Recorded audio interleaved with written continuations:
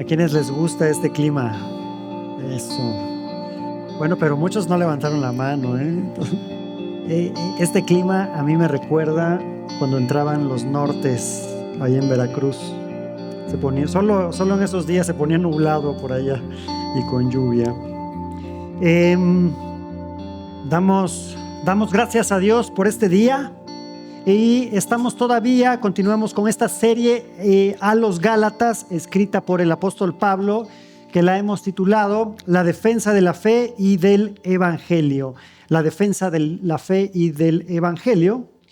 Y es evidente que para mí es un gozo estar aquí y que la palabra del Señor pueda llegar a nuestros corazones, que pueda ser de ánimo, de consuelo, de exhortación, como ya lo dije, también de confrontación para nuestras vidas. Entonces, vamos a poner este tiempo en manos del Señor, ya que dependemos de Él. Vamos a orar. Amado Padre, te damos gracias.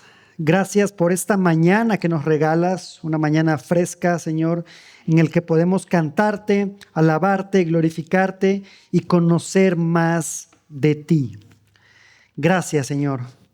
Ayúdame a no agregarle nada ni quitarle nada al texto que tú has dejado en tu preciosa palabra, Señor, que nos anime y nos reconforte. Pero, Padre, si hay algo que necesitamos cambiar para honrarte de una mejor manera, que el Espíritu Santo obre en nosotros. Gracias, Señor. Dependemos de ti y dejamos este tiempo en tus preciosas manos en Cristo Jesús. Amén. Vamos al pasaje de hoy. Estaremos en el capítulo 4. Finalizamos el capítulo 4. Estaremos del versículo 21 al 31, que es el último. Así que vamos a darle lectura. Vamos a darle lectura a el pasaje que dice así: díganme, ¿los que desean estar bajo la ley no oyen a la ley? Porque está escrito que Abraham tuvo 2 hijos, uno de la sierva y otro de la libre.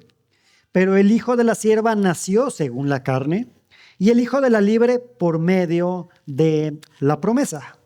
Esto contiene una alegoría, pues estas mujeres son 2 pactos. Uno procede del monte Sinaí, que engendra hijos para ser esclavos. Este es Agar. Ahora bien, Agar es el monte Sinaí en Arabia y corresponde a la Jerusalén actual, porque ella está en esclavitud con sus hijos.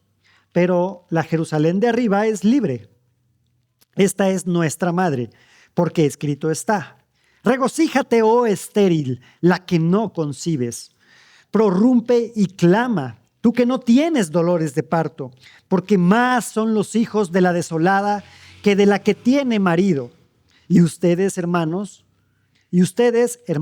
como Isaac, son hijos de la promesa.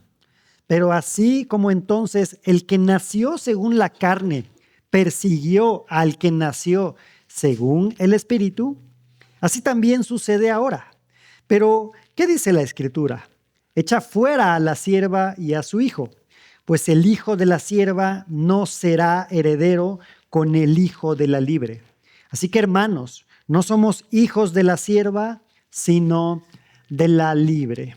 Hasta aquí la lectura de nuestro pasaje. Ahora, se desprende de este pasaje, evidentemente, el título del sermón, que es muy sencillo, es básicamente una parte de lo que se menciona en los versículos y es hijos de la esclava o hijos de la libre. Ese es el título del sermón del día de hoy. Hijos de la esclava o hijos de la libre. Y veremos nuestro pasaje de una forma un poquito diferente, a través de diferentes contrastes que se muestran a lo largo de este texto. Sin embargo, es necesario aclarar que estos contrastes están entrelazados, pues el apóstol Pablo los expone uno tras otro como a manera de eslabones de una misma argumentación. Básicamente son los siguientes. Vamos a ver 6 contrastes. Por ejemplo, el primero es Agar frente a Sara, o Agar esclava frente a Sara libre. Obras frente a la gracia. Pacto de obras frente al pacto de gracia.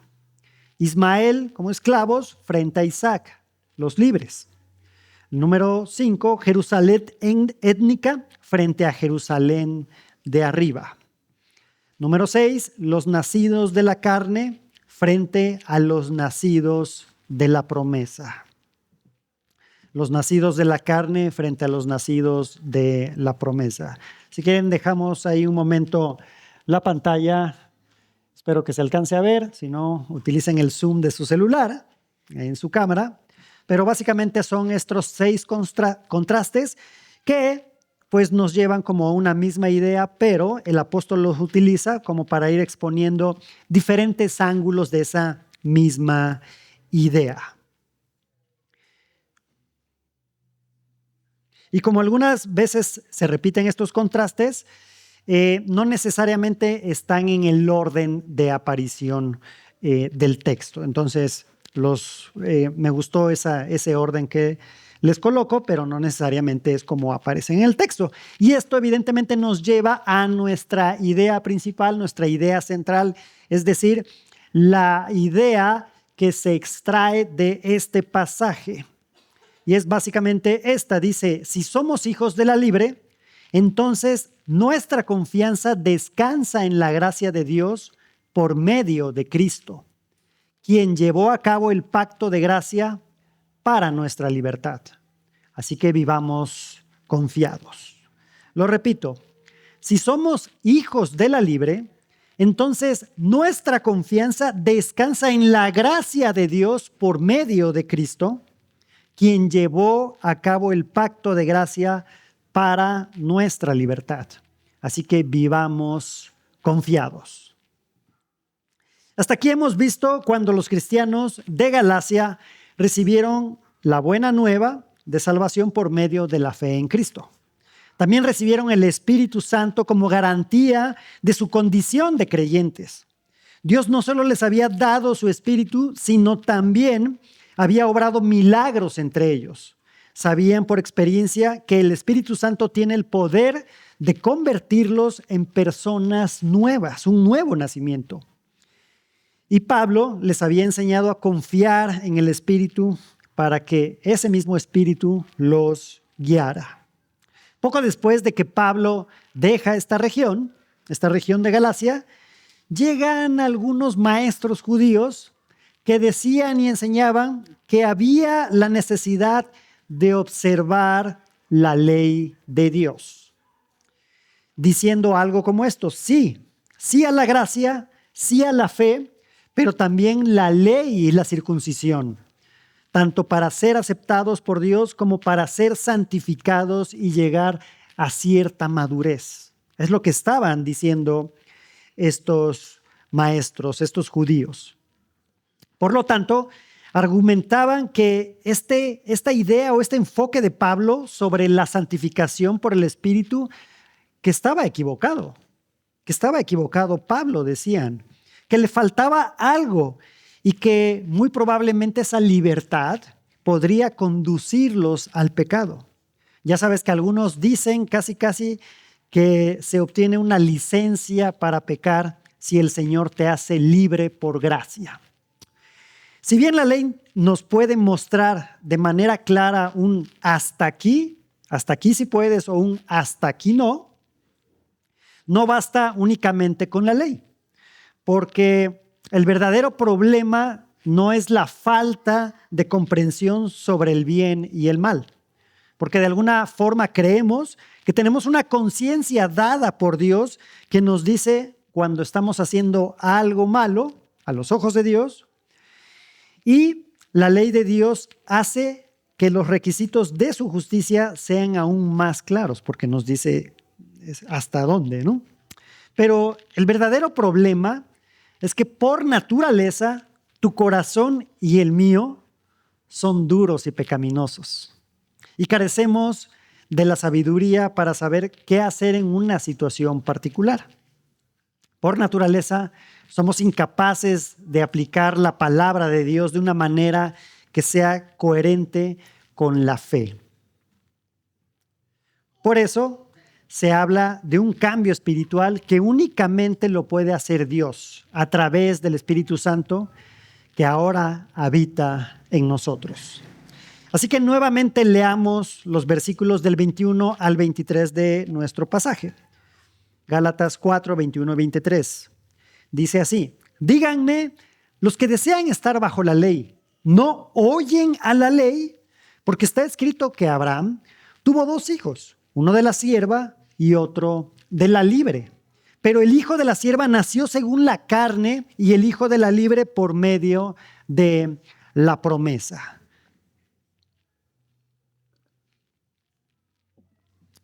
Y aquí Pablo está diciendo, si realmente desean estar bajo la ley, ¿por qué no escuchan la ley?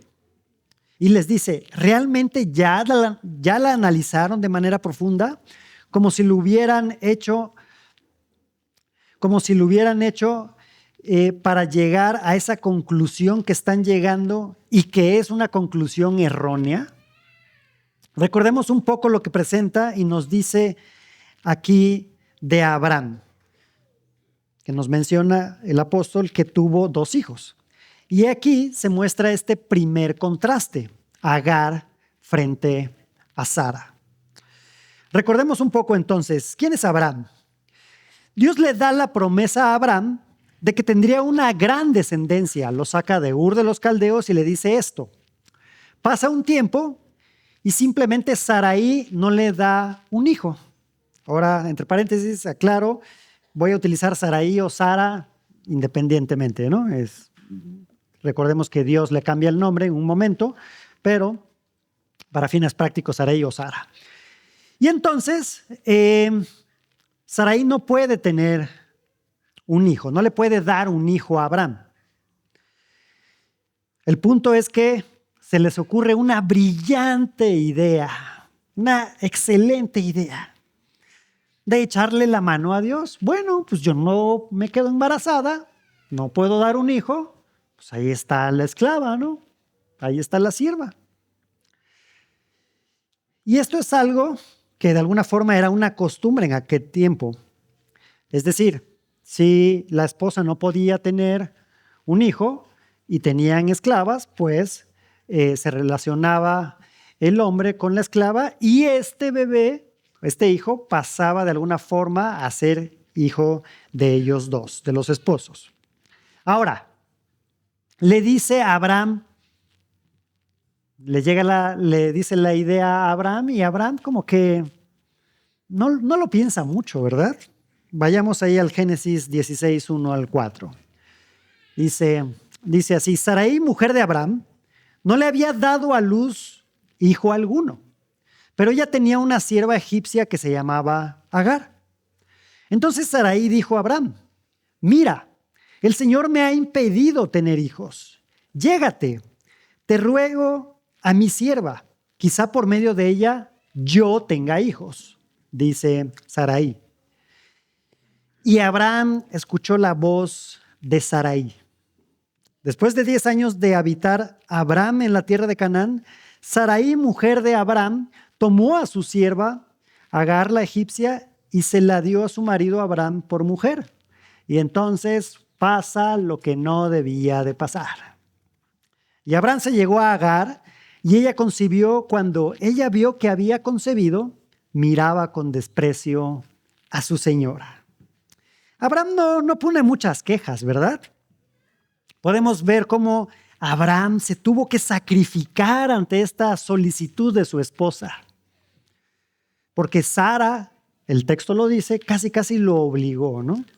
No, evidentemente no lo obliga. Simplemente le dice, oye, se me ocurre esto, y Abraham, pues parece una buena idea, ¿no? ¿Por qué? Porque el texto no nos dice, y Abraham le dijo a su esposa, no, esposa mía, vamos a calmarnos, el Señor cumple sus promesas, no sé cómo lo va a hacer, ya somos viejos, somos adultos, no sé cómo lo va a hacer, pero vamos a esperar. ¿No? Dijo, va, qué buena idea, ¿eh? Y cuando Sarai le dice a Abraham que ya la mira con desprecio, es decir, ya la esclava mira con desprecio a Sarai, porque evidentemente dice, seguramente ahí yo sí puedo tener hijos y tú no. ¿Y qué hace Abraham cuando se queja a Sarai de esto? También como que no pone mucho orden, ¿no? Le dice a Sarai, mira, tu sierva está bajo tu poder, haz con ella lo que mejor te parezca. Así como, yo me lavo las manos, también es tu esclava, haz con ella lo que quieras. Y este es el padre de la fe. Lo que nos muestra evidentemente que tú y yo vamos a fallar. ¿Y que iba a hacerla libre ante la esclava? Simplemente la empieza a tratar mal. Seguramente con la idea de que se vaya, lo cual lo logra.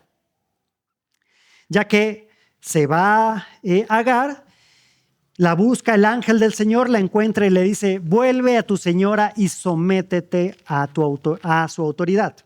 Pues multiplicaré de tal manera tu descendencia que no se podrá contar por multitud. Esto también se lo dice a Agar, el Señor. Incluso después de eso, Abraham también le pide a Dios que Ismael viva delante de él y Dios le responde. Ismael es evidentemente el nombre del hijo de Agar. Génesis 17, 20 al 21. En cuanto a Ismael, te he oído, le dice el Señor a Abraham. Yo lo bendeciré y lo haré fecundo y lo multiplicaré en gran manera. Él será el padre de 12 príncipes y haré de él una gran nación. Pero mi pacto lo estableceré con Isaac, el hijo que Sara te dará por este tiempo el año que viene. Recuerda que la Escritura y con ella tradiciones islámicas, judías, nos señalan que los árabes, o al menos una buena parte, descienden de Ismael, el hijo que Abraham engendró según la carne, al intentar cumplir la promesa de Dios con sus propias fuerzas, con su propio ánimo. Y esa ayudadita a Dios ha generado un conflicto tras conflicto en aquella región en Medio Oriente. Y estamos viviendo nuevamente otro conflicto allí, en esa región. Es decir, está ese problema por esa ayudadita. El día de hoy todavía tenemos problemas. Que dicho sea de paso, nosotros no estamos a favor de Israel como nación o de Irán. Que haga Israel lo que está haciendo con tal de ganar territorio. Ellos, al igual que Irán, necesitan arrepentirse y creer en el Señor Jesucristo. Eso es lo que verdaderamente puede transformar una nación, así como el Señor puede transformar la nuestra a través y únicamente del Evangelio. Cuando nace Isaac, dice la Biblia que Ismael se burla de su hermano y esa es la gota que derrama el vaso nuevamente con Sarai. Sarai los corre y entonces tenemos aquí a Agar frente a Sara en este contraste. Y fíjate cómo aquí el versículo 23 nos dice que el hijo de la sierva nace según la carne y el hijo de la libre por medio de la promesa. Donde esta carne representa esta obra humana, es decir, la impaciencia, nuestro ímpetu de no depender de nada, ni de nadie, ni mucho menos de Dios. Es un esfuerzo carnal que produce consecuencias amargas, como la rivalidad que perdura hasta hoy en Medio Oriente. Por lo tanto, ahora tenemos otro contraste, obras frente a la gracia. Y ese, según la carne, significan las obras que nosotros hacemos intentando ganarnos las cosas por nuestras propias fuerzas. En cambio, la promesa simplemente es por gracia, por la obra que Dios hace. Ya que ese, según la carne, también alude a esa decisión humana en la que no hay diferencia al menos en este contexto, del nacimiento de cualquier otro ser humano, de Ismael. Ismael nació con esa ímpetu de la carne. En cambio, el de la promesa, es decir, la gracia, se da en una situación en la que humanamente no era posible tener un hijo, procrearlo. Sarai y Abraham ya estaban grandes, por lo que biológicamente no era posible. Por eso ahí se cumple la promesa de Dios. Ahora, leamos los versículos 24 al 26, que dice así: esto contiene una alegoría, pues estas mujeres son dos pactos. Ahí va este otro contraste. Uno procede del monte Sinaí, que engendra hijos para ser esclavos. Este es Agar. Ahora bien, Agar es el monte Sinaí en Arabia, conecta ese contraste y corresponde a la Jerusalén actual, porque ella está en esclavitud con sus hijos. Pero la Jerusalén de arriba, o sea, hay dos Jerusalenes, es libre. Esta es nuestra madre. Lo que se presenta entonces es una alegoría que hace Pablo. Tenemos que tener mucho cuidado de comprender lo que es literal del texto y lo que Pablo está utilizando como algo alegórico, utilizando lo que sucedió con Agar y Sara para mostrar y representar de manera más profunda no solo los pactos, sino las implicaciones de la libertad y la esclavitud. Básicamente es una metáfora. Y Pablo menciona que esas mujeres, Agar y Sara, son pactos. ¿Y a qué se refiere con esto de los pactos? Contraste número 3. Vamos a ver estos pactos. Pacto de obras frente al pacto de gracia. Si tú tienes más de 2 años y medio y tienes buena memoria, asistiendo a Doxa, estos más de 2 años y medio, recordarás que hicimos una pequeña serie o miniserie sobre la teología del pacto. La puedes buscar ahí en Spotify, le pones Doxa, Teología del Pacto, y solo son 3 predicaciones y que puedes ampliar y profundizar un poco más este tema de los pactos. Pero para nuestra predicación del día de hoy, ¿qué es esto de la teología del pacto? La teología del pacto es una forma de entender la Biblia que nos ayuda a ver cómo todas sus partes cuentan solo una gran historia. Hay por ahí algunos que les gusta utilizar este término y hay algunos otros, que no les gusta este término, esa meta historia, esa gran historia. Esa historia de la redención, la historia de cómo Dios salva a su pueblo por medio de la fe en Jesús. Y esta forma de leer o acercarnos a la Biblia nos muestra que Dios siempre se ha relacionado con las personas a través de pactos. Es decir, a un acuerdo que establecen cómo será esa relación. Y lo más hermoso de esto es que Dios es quien da el primer paso, es quien toma la iniciativa para acercarse a nosotros los pecadores.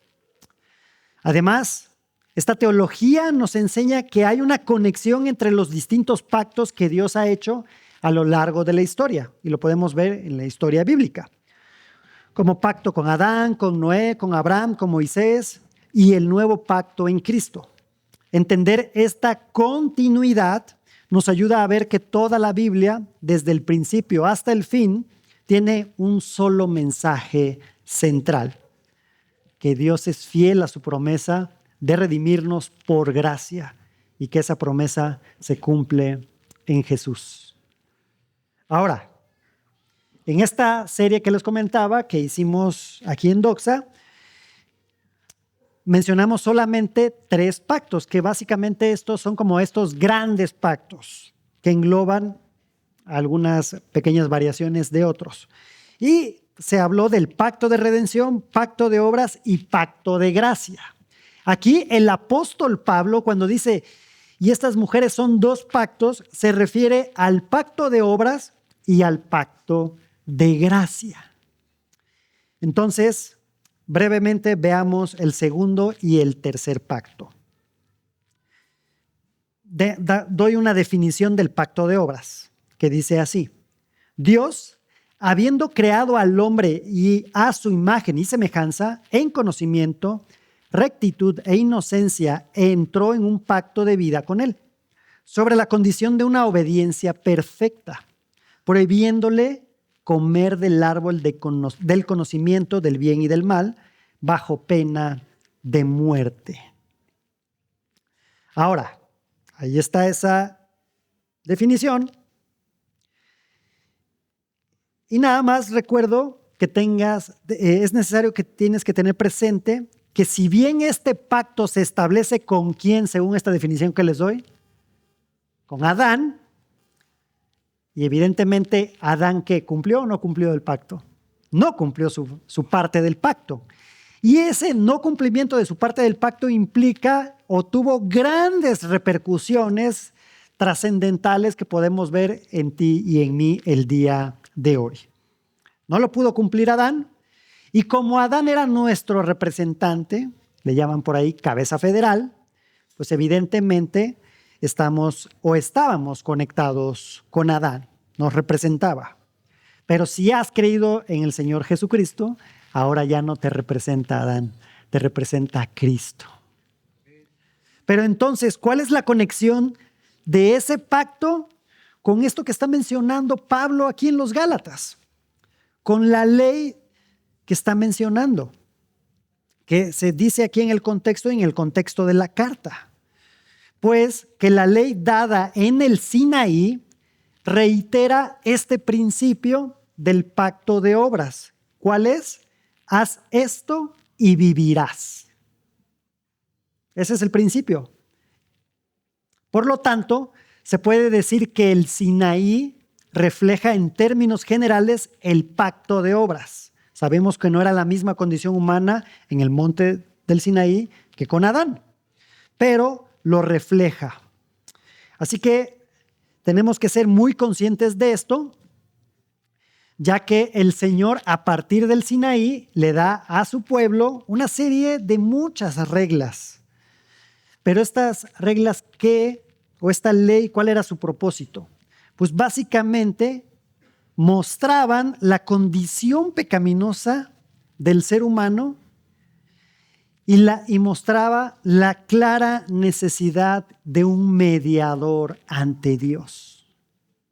Hacia allá los tenía que haber llevado los judíos, la ley. Necesitamos esa gracia, que aún ahí en el Pentateuco se observaba tras bambalinas, estaba presente esa gracia. ¿Por qué? Porque somos incapaces de cumplir. Se requería un pacto de gracia. Ahora definamos este pacto de gracia, que básicamente es el acuerdo entre Dios y los pecadores elegidos, en el cual Dios promete la vida eterna con la condición de la fe personal y exclusiva en Jesucristo. Ahí está el pacto de gracia. Mira cómo Hebreos capítulo 8, 6 y 10 habla de esto. Vamos a leerlo. Pero ahora Jesús ha obtenido un ministerio tanto mejor, por cuanto Él es también el mediador de un mejor pacto, establecido sobre mejores promesas. Pues si aquel primer pacto hubiera sido sin defecto, no se hubiera buscado lugar para el segundo. Porque reprochándolos, Él dice: miren que vienen días, dice el Señor, en que estableceré un nuevo pacto con la casa de Israel y con la casa de Judá, no como el pacto que hice con sus padres el día que los tomé de la mano para sacarlos de la tierra de Egipto. Porque no permanecieron en mi pacto y yo me desentendí de ellos, dice el Señor.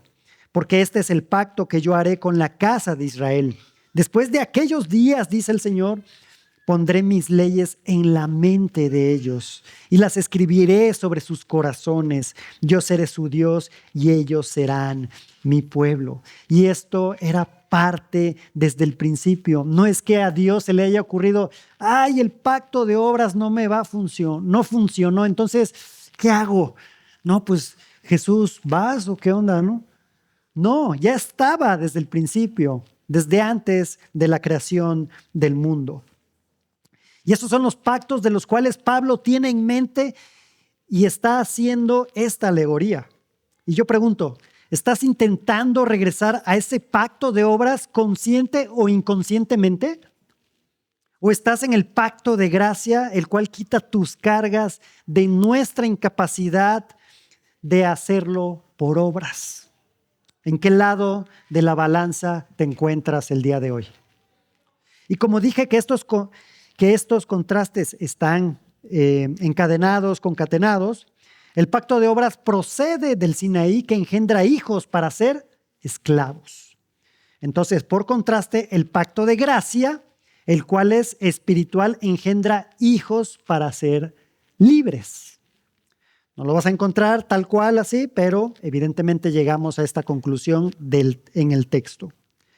Ahora, como uno hace esclavos y el otro libres, tenemos un cuarto contraste.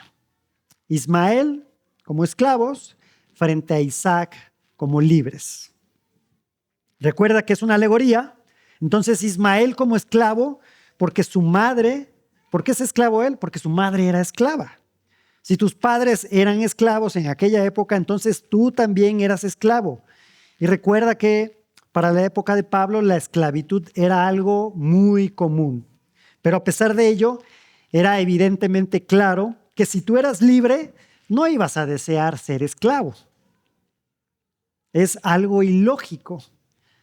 Claro, la libertad implica responsabilidad, pero es mucho mejor ser libre que ser esclavo. Y ¿sabes? Esto era lo que estaban haciendo de alguna forma los Gálatas. Estaban pidiendo a gritos ser esclavos de la ley. ¿Recuerdas cómo inicia el apóstol en el versículo 6 del capítulo 1 ahí en Gálatas? Dale la vuelta a tu Biblia. ¿Y qué es lo que dice? Dice, me maravillo de que tan pronto ustedes hayan abandonado a aquel que los llamó por la gracia de Cristo para seguir un evangelio diferente. Así comienza la carta, porque estaba impactado, estaba maravillado Pablo, de que ahora, siendo libres, quisieran ser esclavos. Entonces, querían pertenecer a Ismael. Me recuerda cuando los judíos le dicen a Jesús que son hijos de Abraham. No. ¿Qué pasó? Yo soy hijo de Abraham. Vayamos ahí a Juan capítulo 8, versículos 31 y 34.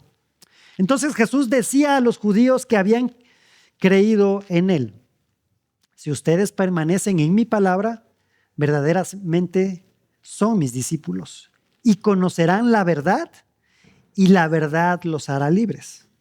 Ellos le contestaron: somos descendientes de Abraham y nunca hemos sido esclavos de nadie.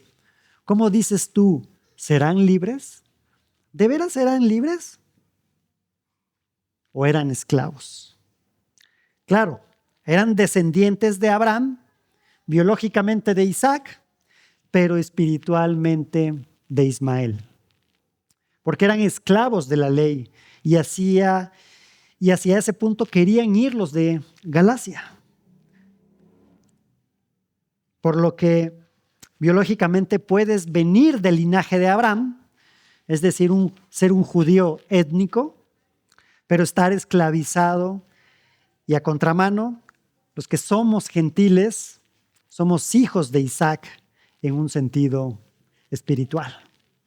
Por lo tanto, libres de la esclavitud del pecado, y eso nos debería de dar consuelo en el aquí y en el ahora.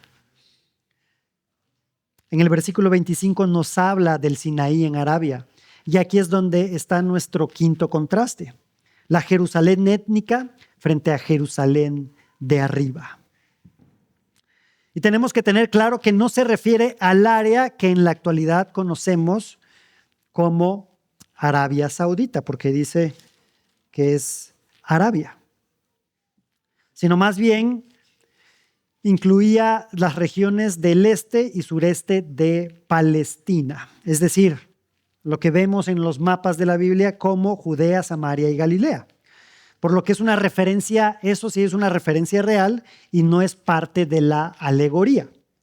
Por lo que cuando dice y corresponde a la Jerusalén actual, Está uniendo el hecho de que se entregó la ley o el inicio de la ley en el Sinaí y la une con Jerusalén porque están ¿qué? Están dependiendo de la ley, donde se encontraban esos líderes judíos que querían que los gálatas retornaran a la ley, pues estaban en una condición de esclavitud legalista e invitaban a que se volvieran como ellos. Es decir, unidos por ser el Israel étnico. Lo dice el pasaje, porque ella está en esclavitud con sus hijos. ¿Quién? Pues Jerusalén. Y continúa con algo importante en el versículo 26, pues dice, pero la Jerusalén de arriba es libre, esta es nuestra madre. Y Pablo, ¿de dónde toma esto? De Isaías 54:1, el cual dice, grita de júbilo, oh estéril, la que no ha dado a luz, prorrumpe en gritos de júbilo y clama en alta voz, la que no ha estado en parto, porque son más los hijos de la desolada que los hijos de la casada, dice el Señor.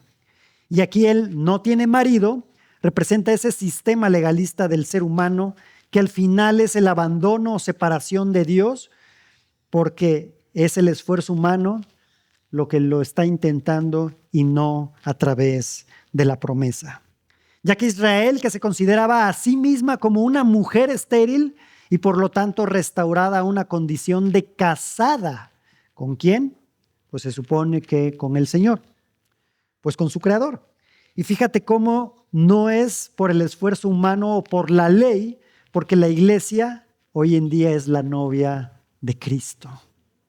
Y tú y yo fuimos introducidos a ese Jerusalén de arriba, única y exclusivamente por fe, no por obras. Es decir, que la iglesia es esa Jerusalén de arriba de la que habla el apóstol. Si la esterilidad nos muestra, este contexto nos muestra una inseguridad de asegurar una descendencia, como les pasó a Abraham y a Sara, imagínate, todavía mucho menos podemos asegurar una salvación espiritual por nuestros propios méritos. Por medio de nuestro esfuerzo simplemente es imposible. Por eso las obras nos muestran nuestra incapacidad. No podemos hacerlo por nosotros mismos, sino únicamente a través de Cristo, ya que Él sí cumplió la ley y se dio a sí mismo como propiciación, satisfaciendo así la ira de Dios por nuestro pecado, pudiendo ser reconciliados con el Padre. Leamos versículo 28. Y ustedes, hermanos, como Isaac, son hijos de la promesa. ¿Recuerdas la semana pasada que veíamos cómo para Pablo, siendo judío, les decía a los gálatas hijos? Y ahora les dice hermanos, hermanos como Isaac, hermanos de Isaac. Por lo tanto, incluidos en la promesa, recordándoles esa identidad de que son parte de la promesa de fe, de la promesa de salvación y evidentemente de la promesa de ese pacto de gracia. ¿Recuerdas que Ismael se burló de Isaac? Se considera que de ese evento, lo toma Pablo, toma esta idea, el que nació según la carne persiguió al que nació según el espíritu, dice nuestro texto, y lo toma esta idea de cuando Ismael se burla de Isaac. Porque Ismael tuvo que haber estado siguiendo o perseguido a Isaac o a su mamá con Isaac, porque estaba bebé, y haber hecho esto, esa burla. Y toma esto para ilustrar que de manera similar, allí en la región de Galacia, los que quieren que cumplas y practiques la ley, persiguen a aquellos que confían en la promesa de Dios, el hermoso mensaje de la gracia de Dios solo mediante la fe en Cristo. Yo me imagino que esto era una constante, una insistencia de estos judíos de hay que seguir la ley, ¿por qué no haces esto de la ley? Y todo el tiempo. Lo que también y estaban persiguiendo a quienes estaban en esta región de Galacia, que pertenecían a la iglesia. Finalmente, lo que también nos muestra este último contraste es, contraste 6, los nacidos de la carne frente a los nacidos de la promesa.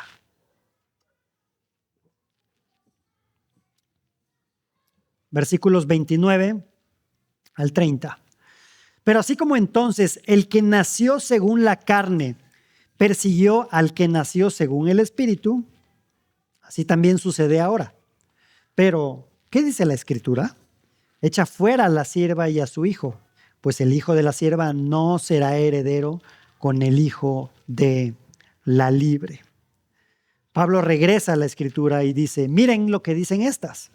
Echa fuera a la sierva y a su hijo, por lo que no habrá herencia para aquellos que pertenezcan a Ismael y evidentemente a la carne.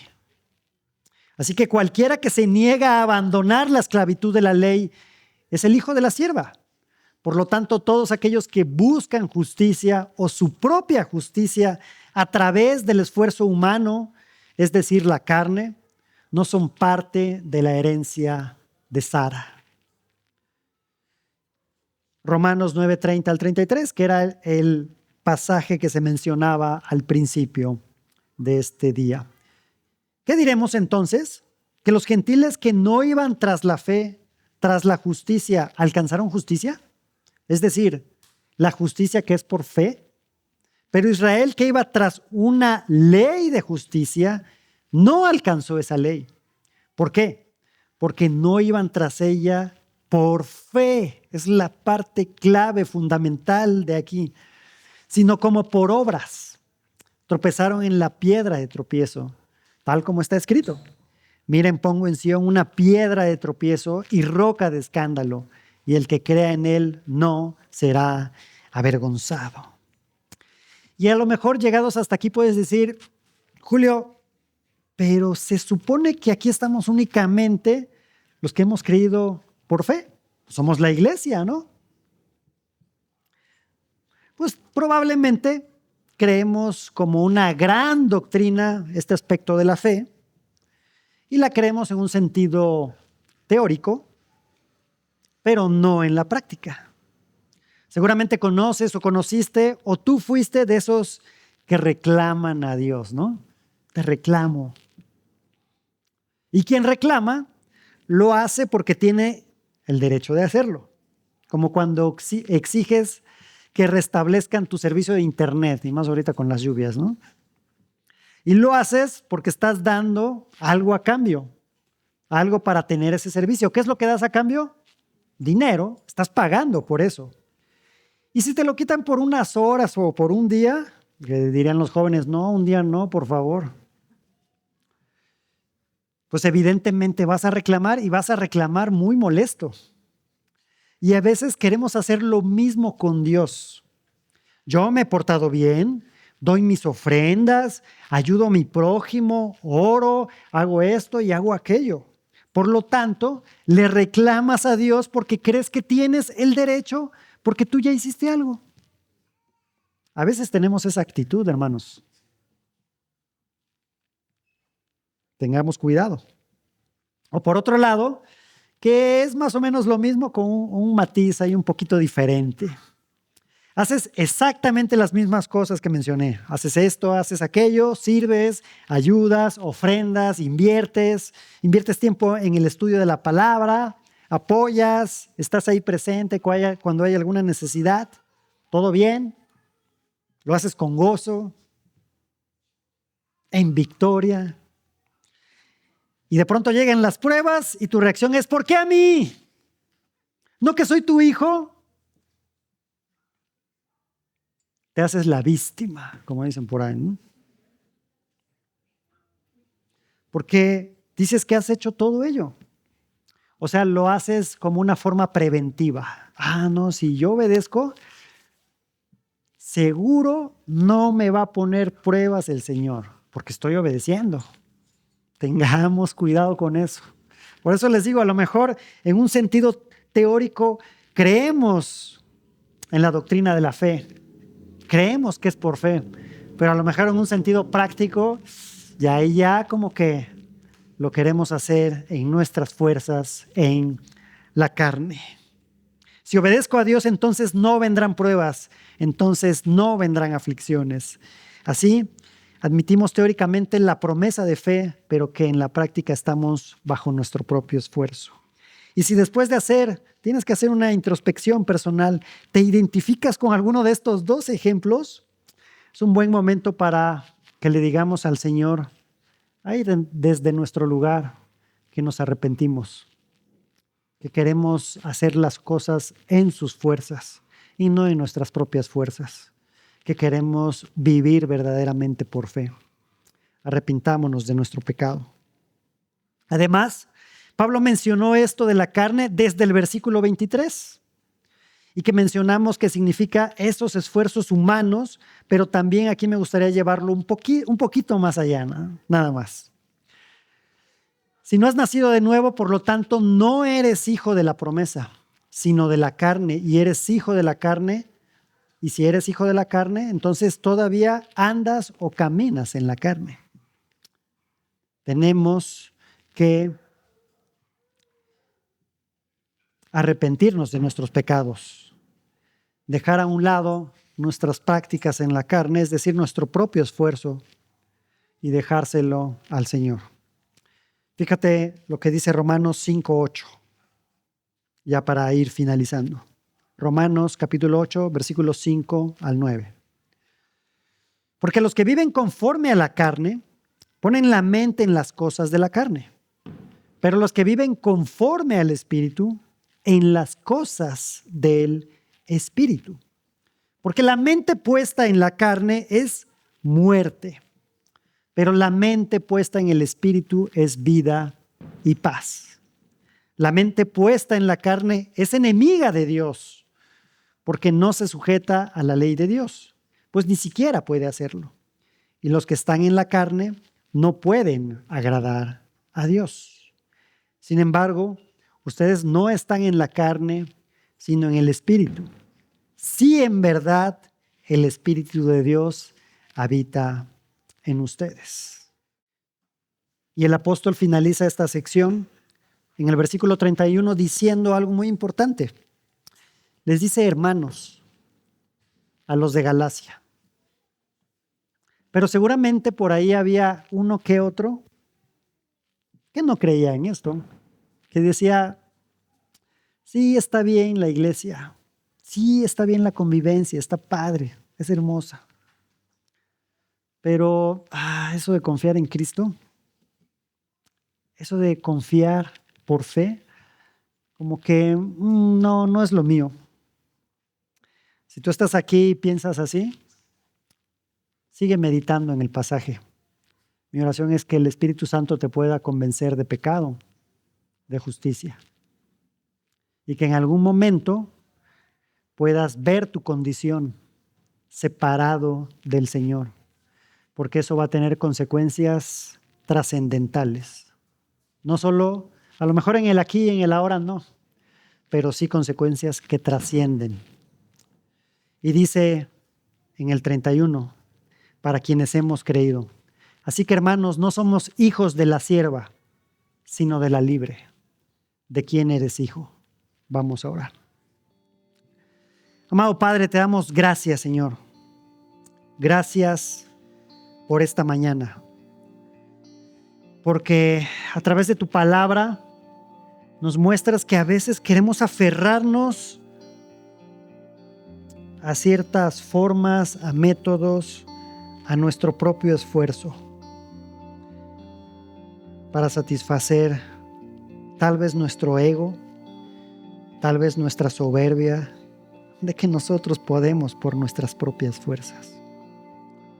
Pero Padre, quien sí pudo, quien sí cumplió con la ley, que incluso dio su propia vida para sacarnos de la condición en la que nos encontrábamos, que fue Cristo.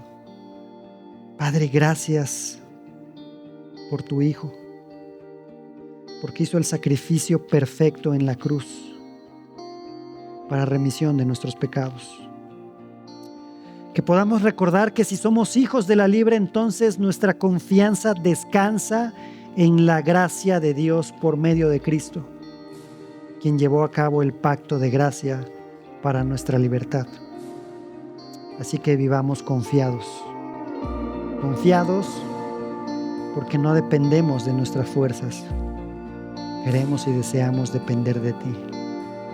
Gracias, Señor. En Cristo Jesús. Amén.